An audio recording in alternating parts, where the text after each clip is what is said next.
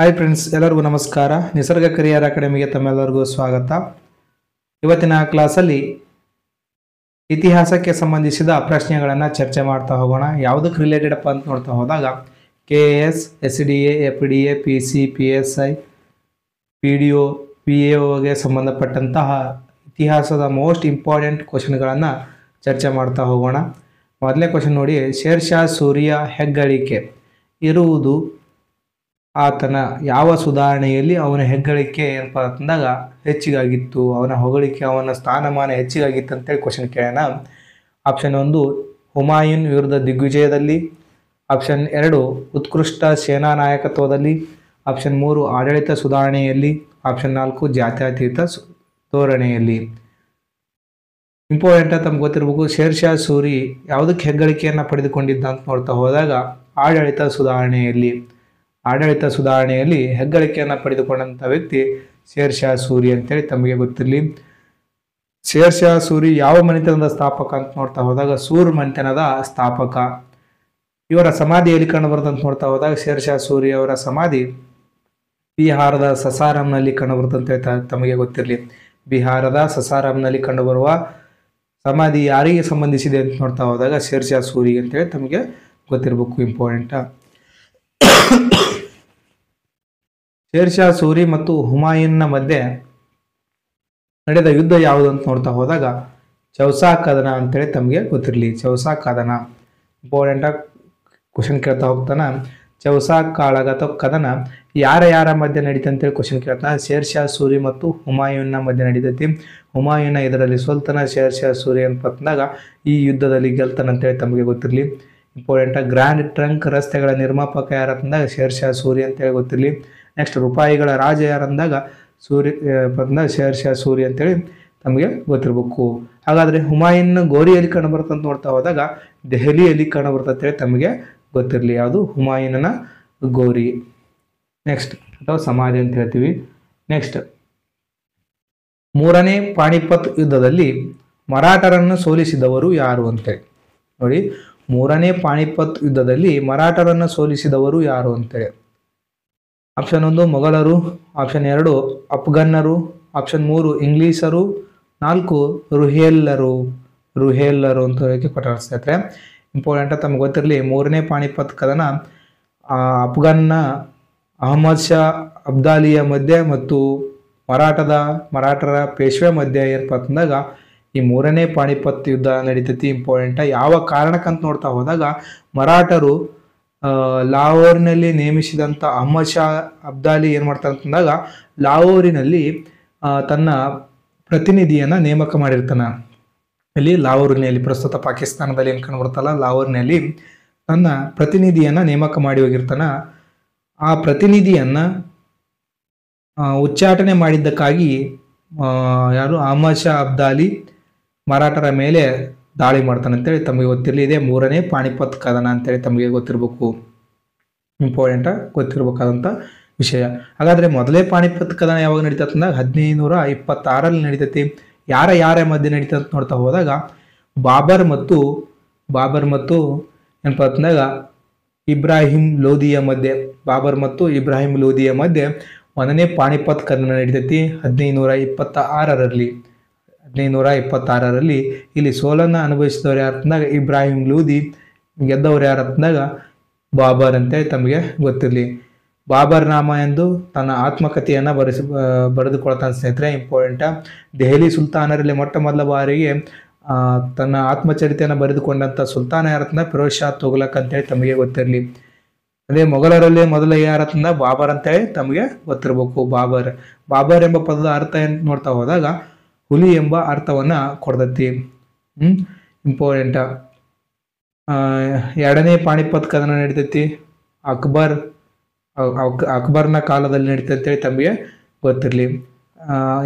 ಎರಡನೇ ಪಾಣಿಪತ್ ಕದನ ಯಾರ ಮಧ್ಯೆ ನಡೀತಂತೆ ಆನ್ಸರನ್ನ ಕಮೆಂಟ್ ಮಾಡ್ತಾ ಬನ್ನಿ. ನೆಕ್ಸ್ಟ್,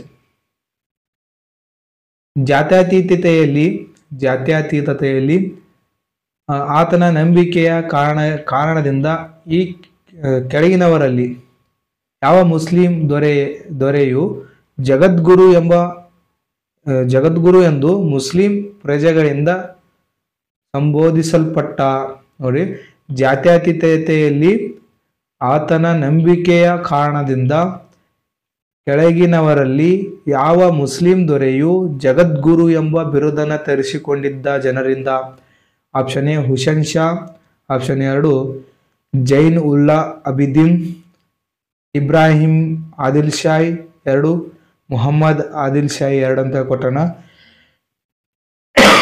ನಮಗೆ ಗೊತ್ತಿರಬೇಕು ಇಂಪಾರ್ಟೆಂಟ್, ಇಬ್ರಾಹಿಂ ಲೋಧಿ ಅಂತಲ್ಲ, ಇಬ್ರಾಹಿಂ ಆದಿಲ್ ಶಾಹಿ ಏನಪ್ಪ ಅಂತಂದ್ರೆ 2 ಅಂತೇಳಿ ತಮಗೆ ಗೊತ್ತಿರಲಿ. ಇಂಪಾರ್ಟೆಂಟ್, ಇಬ್ರಾಹಿಂ ಆದಿಲ್ ಶಾಹಿ ಶಾ 2 ಅಂತೇಳಿ ತಮಗೆ ಗೊತ್ತಿರಲಿ. ಇದರ ಮೇಲೆ ಏನಪ್ಪ UPSCಗೆ ಮತ್ತು PC, PSI, SDFDಗೆ ಇದರ ಮೇಲೆ ಕ್ವಶನ್ಗಳನ್ನು ಕೇಳ್ತಾ ಬಂದಿದ್ದಾನೆ. ಇವರ ಮೇಲೆ ಇಂಪಾರ್ಟೆಂಟಾಗಿ ಗೊತ್ತಿರಲಿ.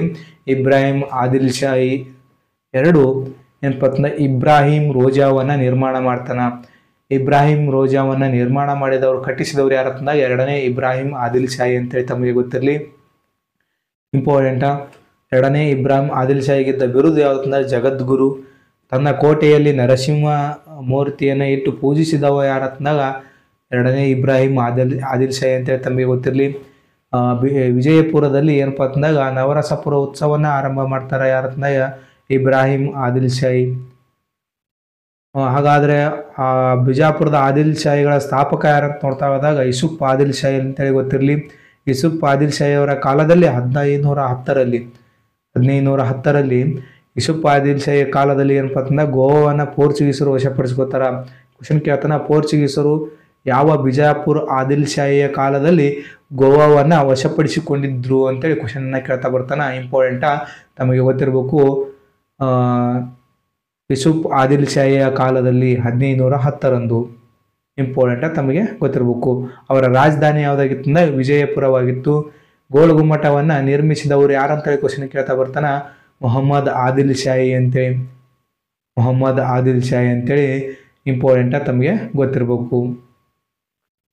ನೆಕ್ಸ್ಟ್ ಮಲ್ಲಿಕ್ ಮೈದಾನ್ ತೋಪ್ ಅಂತ ಬರ್ತೈತಿ. ಮಲ್ಲಿಕ್ ಮೈದಾನ್ ತೋಪ್ ಯಾವ ಜಿಲ್ಲೆಯಲ್ಲಿ ಕಂಡುಬರ್ತದೆ ಕ್ವಶನ್ನ ಕೇಳ್ತಾ ಬರ್ತಾನೆ, ವಿಜಯಪುರ ಜಿಲ್ಲೆಯಲ್ಲಿ ಕಂಡುಬರ್ತದೆ ಅಂತೇಳಿ ತಮಗೆ ಗೊತ್ತಿರಲಿ. ಗಗನ್ಮಾಲ್ ಮತ್ತು ಗಗನ್ಮಹಲ್ ಕಂಡುಬರ್ತೈತಿ ಎಲ್ಲಿಪ್ಪ ಅಂತಂದ್ರೆ ವಿಜಯಪುರದಲ್ಲಿ. ನೆಕ್ಸ್ಟ್ ಕಮಲ್ ಮಹಲ್ ಎಲ್ಲಿ ಕಂಡುಬರ್ತಂದ ಹಂಪಿಯಲ್ಲಿ ಕಂಡುಬರ್ತದೆ ಅಂತೇಳಿ ತಮಗೆ ಗೊತ್ತಿರಲಿ. ಹಂಪಿ ಯಾವ ನದಿ ತೀರದಲ್ಲಿ ಕಂಡುಬರ್ತಂದಾಗ ತುಂಗಭದ್ರಾ ನದಿಯ ತೀರದಲ್ಲಿ ಕಂಡುಬರ್ತದೆ ಅಂತೇಳಿ ತಮಗೆ ಗೊತ್ತಿರಬೇಕು. ಆದಿಲ್ ಶಾಹಿ ಮತ್ತು ವಿಜಯನಗರ ಸಾಮ್ರಾಜ್ಯದ ಮಧ್ಯೆ ಯುದ್ಧಗಳಾಗ್ತಿದ್ವು. ಯಾವ ಕಾರಣಕ್ಕಾಗಿ ಆಗ್ತಿದ್ವು ಅಂತೇಳಿ ಕ್ವಶನ್ನ ಕೇಳ್ತಾ ಬಂದಿನ. ರಾಯಚೂರು ದೋಅಬ್ ಪ್ರದೇಶಗೋಸ್ಕರ ವಿಜಯನಗರ ಸಾಮ್ರಾಜ್ಯ ಮತ್ತು ಆದಿಲ್ ಶಾಹಿಗಳ ಮಧ್ಯೆ ಯುದ್ಧ ನಡೀತಿತ್ತು. ಅಥವಾ ಬಹುಮನಿ ಸುಲ್ತಾನರು ಬರ್ತಾರೆ 1347ರಲ್ಲಿ. ಈ ಮನೆತನದ ಸ್ಥಾಪಕ ಯಾರಪ್ಪ ಅಂತ ನೋಡ್ತಾ ಹೋದಾಗ 1347ರಲ್ಲಿ ಬಹುಮನಿ ಸಾಮ್ರಾಜ್ಯ ಸ್ಥಾಪನೆ ಆಗುತ್ತಾ. ಸ್ಥಾಪಕ ಯಾರತ್ನಂದಾಗ ಹಸನ್ ಗಂಗು ಬಹುಮನಿ ಶಾ ಅಂತೇಳಿ. ಹಸನ್ ಗಂಗು ಬಹುಮನಿ ಶಾ ಯಾರ ಕಾಲದಲ್ಲಿ ಇದು ಉದಯವಂತಂದ ಮೊಹಮ್ಮದ್ ಬಿನ್ ತುಘಲಕ್ನ ಕಾಲದಲ್ಲಿ ವಿಜಯನಗರ ಸಾಮ್ರಾಜ್ಯ ಮತ್ತು ಬಹುಮನಿ ಸಾಮ್ರಾಜ್ಯಗಳು ದಕ್ಷಿಣ ಭಾರತದಲ್ಲಿ ಸ್ವತಂತ್ರವನ್ನು ಘೋಷಿಸಿಕೊಳ್ತಾವ. ಇಂಪಾರ್ಟೆಂಟ್, ತಮಗೆ ಗೊತ್ತಿರಬೇಕು. ಮೊಹಮ್ಮದ್ ಬಿನ್ ತುಘಲಕ್ನ ಹಿಂದಿನ ಹೆಸರೇನಾಗಿತ್ತಂದ ಜುನಾ ಖಾನ್ ಅಂತ ಆಗಿತ್ತಂದೇಳಿ ತಮಗೆ ಗೊತ್ತಿರಲಿ, ಜುನಾ ಖಾನ್. ನೆಕ್ಸ್ಟ್ ರಾಬರ್ಟ್ ಸಿವಿಲ್ರು ವಿಜಯನಗರ ಸಾಮ್ರಾಜ್ಯ ಕುರಿತಂತೆ ಪುಸ್ತಕ ಬರೆದರು. ಈ ಪುಸ್ತಕದ ಹೆಸರೇನು ಅಂತೇಳಿ ಕ್ವಶನ್ ಕೇಳೋಣ. ರಾಬರ್ಟ್ ಸಿವಿಲ್ಲರು ವಿಜಯನಗರ ಸಾಮ್ರಾಜ್ಯ ಕುರಿತಂತೆ ಪುಸ್ತಕವನ್ನು ಬರೆದರು. ಆ ಪುಸ್ತಕ ಹೆಸರೇನು? Option 1 never to be forgotten empire ಅಂತೇಳಿ. 2 ಕೃಷ್ಣದೇವರಾಯ ಆ್ಯಂಡ್ ಈಸ್ ಟೈಮ್ಸ್ ಅಂತೇಳಿ. ಹಂಪಿ ರೋಯಿನ್ಸ್ ಅಂತೇಳಿ. 4 ಎ ಫಾರ್ಗಟನ್ ಎಂಪೈರ್ ವಿಜಯನಗರ ಅಂತೆ. ಅವ್ರದ್ದು ಕೃತಿ ಯಾವತ್ತಂದ ಎ ಫಾರ್ಗಟನ್ ಎಂಪೈರ್ ವಿಜಯನಗರ ಅಂತೇಳಿ. ಯಾರ ಕೃತಿಯಪ್ಪ ಅಂತಂದಾಗ ರಾಬರ್ಟ್ ಸಿವೆಲ್ ಅವರ ಕೃತಿ ಅಂತೇಳಿ ತಮಗೆ ಗೊತ್ತಿರಲಿ, ಇಂಪಾರ್ಟೆಂಟ. ವಿಜಯನಗರ ಸಾಮ್ರಾಜ್ಯದ ಬಗ್ಗೆ ನೋಡ್ತಾ ಬಂದರೆ ವಿಜಯನಗರ ಸಾಮ್ರಾಜ್ಯದಲ್ಲಿ 4 ಸಂತತಿಗಳು ಬರ್ತಾವ. ಯಾವಪ್ಪ ಅಂತಂದ್ರೆ ಸಂಗಮ, ಸಾಳ್ವ, ತುಳು, ಅರವಿಡು. ಸಂಗಮ, ಸಾಳ್ವ, ತುಳು, ಅರವಿಡು ಏನಪ್ಪ ಅಂತಂದ್ರೆ ಕ್ರಮವಾಗಿ ಜೋಡಿಸಿ ಅಂತೇಳಿ ಕ್ವಶನ್ನ ಕೇಳ್ತಾ ಬರ್ತಾನೆ. 4 ಮನೆತನಗಳು ಗೊತ್ತಿರ್ಬೇಕು. ಒಂದು ಏನಪ್ಪತ್ನಾಗ ಸಂಗಮ, ಸಾಳ್ವ, ತುಳು, ಅರವಿಡು ಅಂತೇಳಿ ಕ್ವಶನ್ ಕೇಳ್ತಾ ಬರ್ತಾನೆ. ಕೃಷ್ಣ ದೇವರಾಯ ಯಾವ ಮನೆತನಕ್ಕೆ ಯಾವ ಸಂತತಿಗೆ ಸೇರಿದವನು ಅಂತ ಕ್ವಶನ್ನ ಕೇಳ್ತಾ ಬರ್ತಾನೆ. ಶ್ರೀಕೃಷ್ಣ ದೇವರಾಯ ಸೇರಿದ್ದು ತುಳು ಸಂತತಿಗೆ ಅಂತೇಳಿ ತಮಗೆ ಗೊತ್ತಿರಲಿ. ತುಳುವ ನರಸಿಂಹನಾಯಕ ತುಳುವ ಸಂತತಿಯ ಸ್ಥಾಪಕ. ಸಾಳ್ವ ನರಸಿಂಹನಾಯಕ ಸಾಳ್ವ ಸಂತತಿಯ ಸ್ಥಾಪಕ. ಸಂಗಮ ಸಂತತಿಯ ಮತ್ತು ವಿಜಯನಗರ ಸಾಮ್ರಾಜ್ಯದ ಸ್ಥಾಪಕರು ಯಾರತ್ನ ಹಕ್ಕ ಬುಕ್ಕರು. ಅವರ ಗುರುಗಳು ಯಾರಾಗಿದ್ದರತ್ನ ವಿದ್ಯಾರಣ್ಯರು ಅಂತೇಳಿ ತಮಗೆ ಗೊತ್ತಿರಲಿ, ಇಂಪಾರ್ಟೆಂಟ್. ಅವರ ರಾಜಧಾನಿಗಳು ಯಾವ್ಯಾವ ಹಂಪಿ, ಪೆನುಗೊಂಡ, ಆನೆಗುಂದಿ. ಏನಪ್ಪತ್ನ ವಿಜಯನಗರ ಸಾಮ್ರಾಜ್ಯದ ಮೊದಲ ರಾಜಧಾನಿ ಯಾವತ್ನ ಆನೆಗುಂದಿ, ಎರಡನೇದು ಹಂಪಿ, ಮೂರನೇದು ಯಾವ್ದಪ್ಪ ಅತ್ನ ಪೆನುಗೊಂಡ ಅಂತೇಳಿ ತಮಗೆ ಗೊತ್ತಿರಲಿ, ಪೆನುಗೊಂಡ. ಪ್ರಸ್ತುತ ಹಂಪಿ ಯಾವ ಜಿಲ್ಲೆಯಲ್ಲಿ ಕಂಡು ಬರ್ತದೆ ಅಂತೇಳಿ ಕ್ವಶನ್ನ ಕೇಳ್ಬೋದು. ಮೊದಲು ಬಳ್ಳಾರಿ ಅಂತ ಓದ್ತಿದ್ರಿ, ಈಗ 31ನೇ ಜಿಲ್ಲೆಯಾದ ವಿಜಯನಗರ ಜಿಲ್ಲೆಯಲ್ಲಿ ಕಂಡು ಬರುತ್ತೆ ಅಂತೇಳಿ ತಮಗೆ ಗೊತ್ತಿರಬೇಕು, ಇಂಪಾರ್ಟೆಂಟ್. ಅದೇ ಇನ್ನೊಂದು ಕ್ವಶನ್ ಕೇಳ್ತಾನ, ವಿಜಯನಗರ ಸಾಮ್ರಾಜ್ಯದ ಮೊದಲ ರಾಜಧಾನಿಯಾದ ಆನೆಗುಂದಿ ಪ್ರಸ್ತುತ ಯಾವ ಜಿಲ್ಲೆಯಲ್ಲಿ ಕಂಡು ಬರುತ್ತೆ ಅಂತೇಳಿ ಕೊಪ್ಪಳ ಜಿಲ್ಲೆಯಲ್ಲಿ ಕಂಡು ಬರುತ್ತೆ ಅಂತೇಳಿ ತಮಗೆ ಗೊತ್ತಿರಬೇಕು, ಇಂಪಾರ್ಟೆಂಟ್. ವಿರೂಪಾಕ್ಷ ಟೆಂಪಲ್ ಎಲ್ಲಿ ಕಂಡು ಬರುತ್ತದೆ ಅಂತೇಳಿ ಕ್ವಶನ್ ಕೇಳೋಣ. ಹಂಪಿಯಲ್ಲಿ ಕಂಡು ಬರ್ತೈತಿ, ಇಂಪಾರ್ಟೆಂಟ್. 56 ಸಂಗೀತ ಕಂಬಗಳು ಎಲ್ಲಿ ಕಂಡು ಬರ್ತದೆ ಕ್ವಶನ್ ಕೇಳೋಣ. ವಿಜಯ ವಿಠಲ ದೇವಾಲಯದಲ್ಲಿ.